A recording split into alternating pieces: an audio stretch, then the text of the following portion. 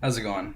So today's video is my thoughts and review, for lack of a better term, of the Player's Handbook for 5th edition, if you couldn't figure that out from the title above.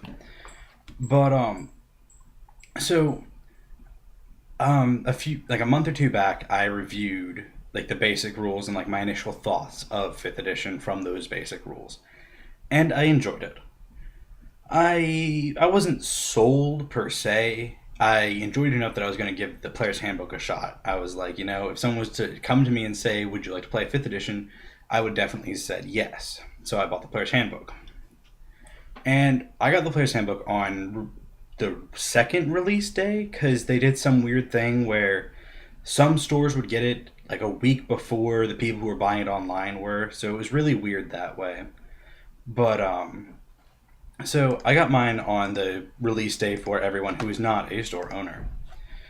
And honestly, after buying this book, like I was instantly sold on the rest of the 5th edition line, to be honest. Like, because there are a couple points that are just so incredibly important about the game, like about what they've done with 5th edition, that just sells me entirely on the 5th edition line and has brought me back to it because I'm in the process of developing my own system and have been for like the past year or two because I became unhappy with so many games. Now this doesn't fix all those problems. I'm still going to finish developing my own and publishing it and selling it and all that and the other. But I am 100% sold and will run and plan on playing a lot of 5th edition because, I mean, right off the bat, something that's just throughout the entire book is the art. The art is amazing. It's amazing to look at. Just like the 4th edition one was amazing to look at. But the key difference is, to my knowledge, in 4th edition, and I read through a lot of books. I haven't read through them in a little bit, so this could be slightly off the mark, but it should be mostly correct. There were very few pieces of artwork that were not action oriented. There's very few landscape pieces. There's very few, you know, for lack of a better term, useless pieces of art. An example in this is like in a random page, like there'll just be like a set of spectacles and some scroll just done up in art in the corner. It's only relevant to help support what that section that page is talking about, but it serves no other purpose than to just be there. And it's not full page spread or actiony or anything. It's just there to add to the mood. And a lot of the art also does that. Is just in fifth, there's now a whole bunch of landscape pieces or non-action sequences where the characters are sitting in an inn or they're camping or they're sitting around as the bard tells a tale in the midst of the campfire. Like, there's so many pieces that are good that not only reflect the really cool action scenes, but those other scenes, those other elements of the game that don't involve, charging into battle and blasting the crap out of something. There's the stories, the taverns, those other things. To me, that speaks loads about the direction that they've changed to. That the game isn't all about combat anymore. There's a shift away and back towards actual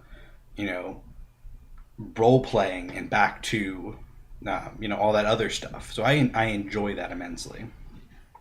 Another thing is the game is now super lightweight, like more so than I think it has ever been.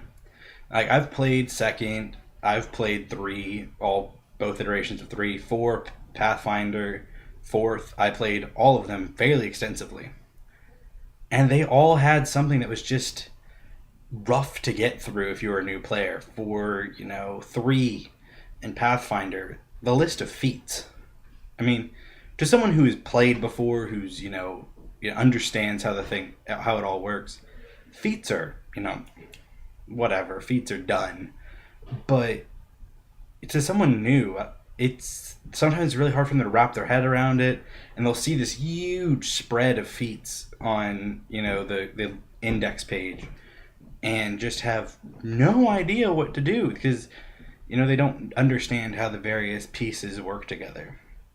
So I really enjoy how, and four had powers, and second just had its abstractness, which it was lightweight enough, but it was a tad too abstract with the proficiencies, though it was the most lightweight, I would argue. But this one has, slimmed it all down. Feats are now an entirely separate, like they're a whole new thing that I actually really enjoy. You can get them in place of taking an attribute up, and now feats actually matter a lot more. So I actually really enjoy that because it means that, you know, I don't have to explain something to, a whole new player. I don't have to give them this broad list of things that they have to choose. So, I mean, it's like you have a lot of options, but very few choices you actually have to make. So, and I actually like that because you can make the characters you want with all the options. But, you have four, five, six choices, something like that, and just a lot of options to fill those choices. So that when it comes down to it, you're not sitting here, spending hours filling out your character sheet and getting this, that, and the other. Everything, comes together very nicely to make exactly what you want, but without, a lot of, number crunching and book scouring and this, all that needless things for the game. Another huge thing I enjoy is the subclasses. Now, I bought the book and I was like, all right, I'm going to get, your base classes and, what subclasses will there be? Will there be like, I didn't expect much when it came down to the subclasses that I thought I was getting. I thought it would be, here's your, defensive paladin and your offensive paladin. I was expecting something very cut and dry and bland, but that's not at all what they did. This book has so many subclasses that I think it's like the 12 classes or whatever. Each one has at least two alternatives. So, I mean, that doubles your class numbers. But, like, we're talking things as different as the fighter subclass of Eldritch Knight is your spellcasting fighter. That is not in a player's handbook 2 or, some obscure source book. It's in the core book. It is readily available. And you have tons of options. That means that that's how diversified they decide to make the classes. So I enjoy that. Now, obviously, that will create the problems that I kind of had a little bit with 4 of, you get players who argue that, oh, well, it's in the core, so I should be allowed it. So that is an issue. But honestly, as I personally have, grown as a DM and, dealt with so many more situations, I've gotten to the point where if those are the type of people I'm playing with, I'll probably, stop playing with them. If they won't accept that the DM says, just because it's in the core doesn't mean you're allowed it. So I've got out of that. But so I enjoy that the subclasses, they've like expanded extensively the race info. Now they still have the Dragonborn and the Tiefling in the core. They still have them.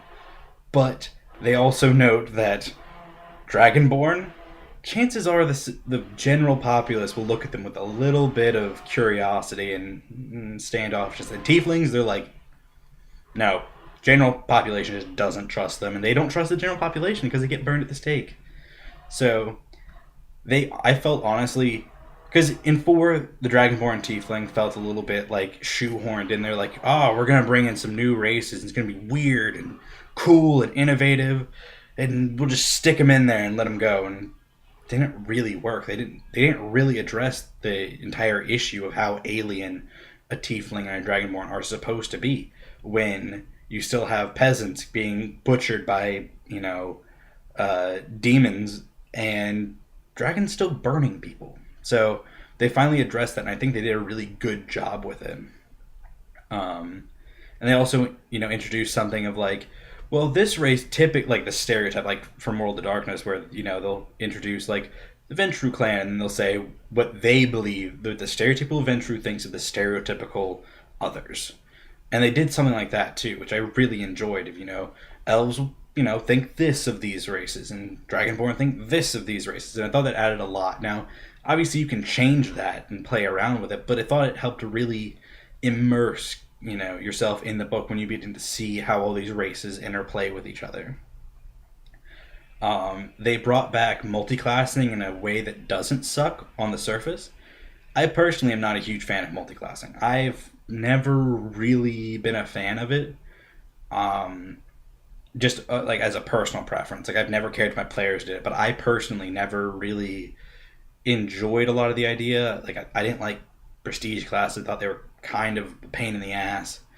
Um, so this is kind of, so I want to preface that by when I say what I'm about to say. I think they've done a good job with multiclassing. I think they brought it back to the way a way it should work and still be good. I don't feel when looking at it that with four you were in this ironclad mold, and if you tried to break it, good luck. Like I enjoyed four, but as the campaign got up there, we began to realize that you cannot break from what you built at level one. Like there's just none of it. So, like I said, I did enjoy four, but ironclad mold, you can't break it. But so multiclassing, I feel, is in a really good place now. I feel that if your fighter wants to pick up, um, levels in rogue or cleric or wizard or whatever, it works now. So I think that's a great thing. So I'm super happy about that. Now, you cannot multiclass, it appears, in your own class. So if you're a fighter, you cannot then multiclass into Eldritch Knight.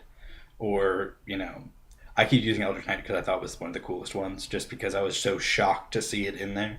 But there's plenty of others. But so I don't think you can do that. So if you pick a subclass, um, that's it. Like you can't then go like, you know, I think another fighter one was like Gladiator. Don't quote me on that, but I think another one was like Gladiator or whatever. And Eldritch Knight. I don't think you can then pick up the other one. You'd have to go to a whole new class to pick up something. So for some that may create an issue, but like I said, me personally, I don't think that'll create an issue because I feel that subclasses are so diversified that you may not even necessarily need to multiclass to even create the character concept that you want. You could multiclass to represent character growth, but I don't think you'd need to make your base character concept. So, honestly, all in all, I think 5th edition is a phenomenal edition. Like, they moved back from they learned from their mistakes in 4. They learned from the growths in Pathfinder. They learned from the problems in Pathfinder. They learned from. I feel honestly that they have learned so much when they created this book that you know anyone who is looking to play Dungeons and Dragons, I would recommend this honestly above all else. I know the buying cost can be a bit steep, but I mean, what game really? No, I don't want to say that. But I mean, Pathfinder's got a huge buy-in. That core book, it's pretty fucking pricey. Um, so that's my thoughts. I think 5th edition is great. I love so many aspects of it, and I personally plan on buying the rest of the core if my wallet allows. We'll see how that goes. But but I want to hear your thoughts. So leave comments down below of what your thoughts were, questions. If you want, we can do a Google Plus call and we can discuss if we believe the same things about 5th edition or we disagree. We can discuss it even through that medium. So until next time.